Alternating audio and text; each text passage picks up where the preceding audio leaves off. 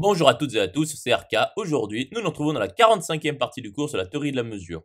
Donc aujourd'hui, nous allons nous intéresser à l'égalité presque partout ensembliste. Rentrons alors dans le vif du sujet. Donc soit x arronde mu un espace mesuré avec x non vide. Donc soit AB appartenant à arronde 2, c'est-à-dire deux éléments de la sigma algèbre. Donc A et B sont égaux mu presque partout si et seulement si mu de B privé de A est égal à mu de A privé de B qui est égal à 0. Nous écrivons donc que A est égal mu presque partout à B. Démontrons alors que, pour tout ABC appartenant à rond 3, A est égal mu presque partout à B et B est égal à mu presque partout à C, implique que A est égal mu presque partout à C, c'est-à-dire transitivité. Donc soit ABC appartenant à rond 3 quelconque, tel que A est égal mu presque partout à B et B est égal à mu presque partout à C. Donc mu de A privé de C est égal à mu de A inter B privé de C plus mu de A privé de B privé de C. Or, 0 est à faire égal à mu de A inter B privé de C, qui est à faire égal à mu de B privé de C, qui est égal à 0, car A inter B est inclus dans B. Et 0 est à faire égal à mu de A privé de B privé de C, qui est à faire égal à mu de A privé de B, qui est égal à 0. Donc, mu de A privé de C est égal à 0. Et de même, mu de C privé de A est égal à 0. Donc, A est bien égal mu presque partout à C. Conclusion établie. À présent, démontrons que pour tout AB appartenant à rond 2, A est égal mu presque partout à B est équivalent à B est égal à mu presque partout à A. Donc nous montrons la symétrie. Donc soit AB appartenant à rond 2 quelconque. Donc A est égal mu presque partout à B est équivalent à mu de B privé de A est égal à mu de A privé de B qui est égal à 0, qui est équivalent à mu de A privé de B qui est égal à mu de B privé de A qui est égal à 0, qui est donc équivalent à B est égal mu presque partout à A. Conclusion établie.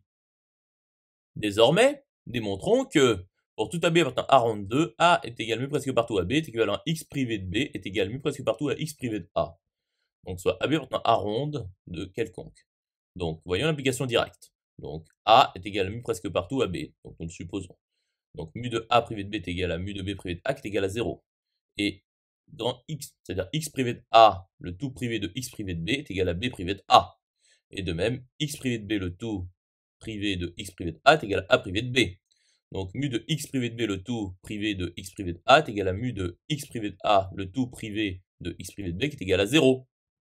Donc x privé de B est bien égal mu presque partout à x privé de A. Voyons alors l'implication réciproque. Donc nous obtenons de même en intervertissant les rôles de AB et x privé de A, x privé de B. Conclusion établie.